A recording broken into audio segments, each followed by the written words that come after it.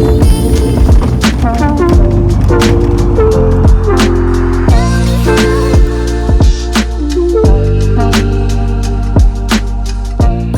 all good. Perfect. Perfect. Do you also love it when you can go for a dive after a real long time being out of the water? I can't wait. Hang on. It's starting to rain. Damn it. I'm gonna get wet. Gonna have to scrap this dive. All right, well, gonna have to get under the roof somewhere.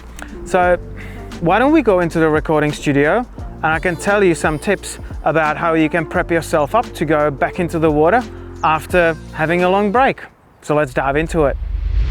Have you just had a long break from diving and you're feeling a little rusty? Was it because of COVID or for some other reason?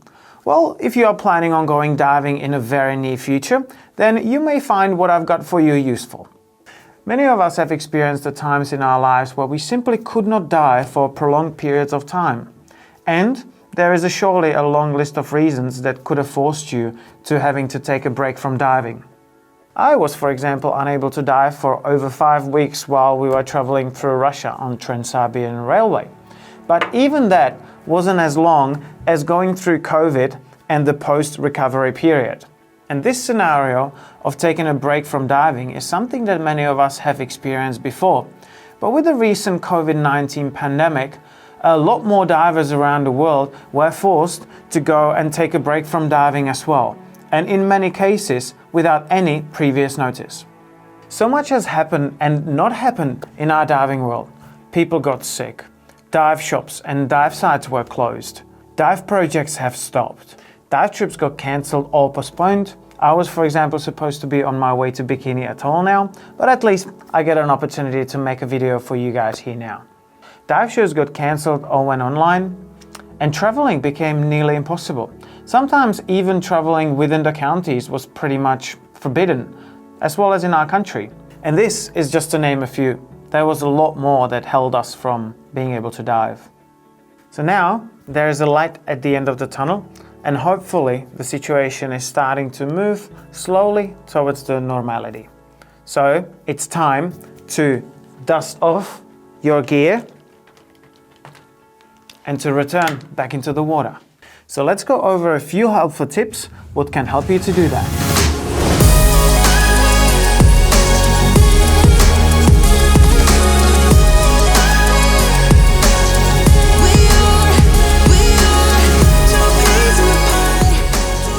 Tip number 1, be positive about being able to get back into the water and take your time. It's not a competition and everybody's pace is different. So even if it takes multiple dives, just take your time and get the right feel for it.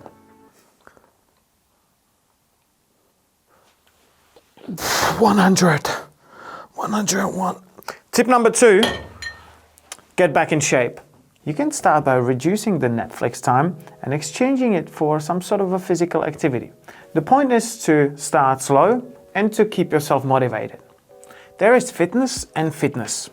Each sport activity requires a specific training, and diving is no different.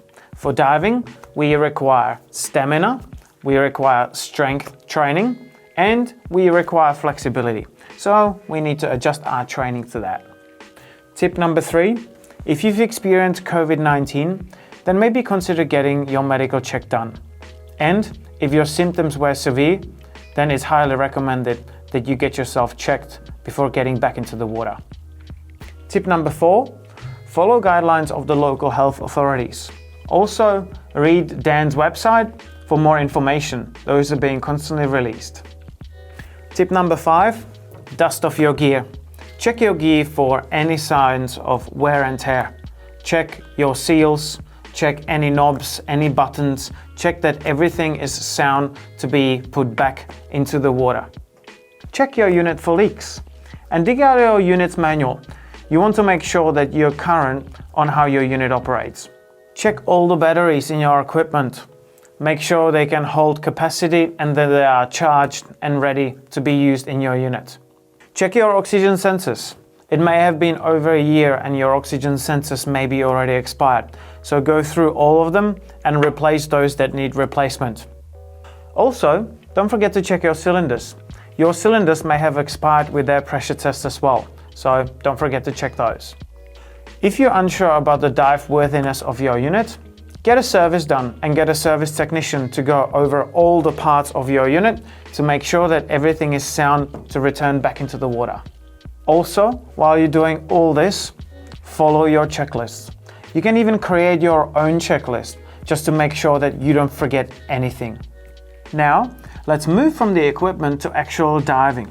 Remember to be conservative in the beginning. Good thing is to start in the pool and make your way from there. You can also bring a friend to help you with the skills, with the training, and also to be your buddy in case you needed additional help.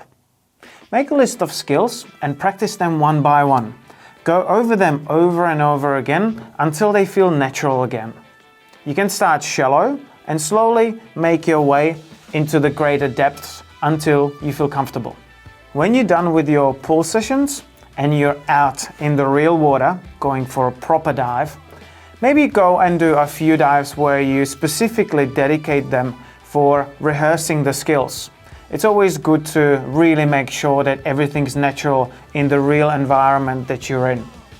And if you find this boring, well then at least dedicate the end of the dive to go over the skills so they really become natural to you.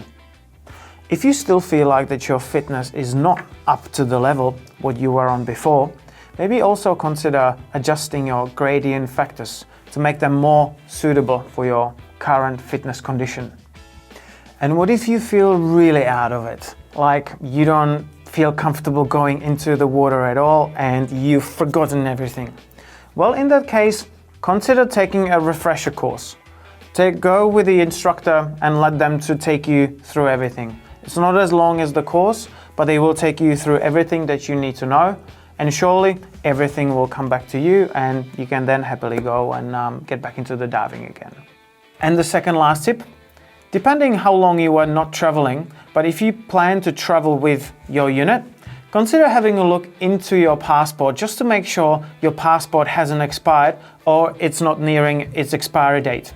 Remember, your passport needs to be valid for at least another 6 months when traveling overseas. Just make sure your passport is still current. And we're getting to our last tip. If you're planning on traveling for diving, just remember to prepare for all possible scenarios as there may be some travel disruptions. This way, you'll be prepared for everything. So that's it for our today's episode. I hope that this episode will help you to get back in the water. And if you have any further comments, you can leave them down in the comment section below. And you can also email us at info@divesoft.com. For more information, visit our webpage at divesoft.com. You can follow our social media, and I look forward to seeing you in our next video.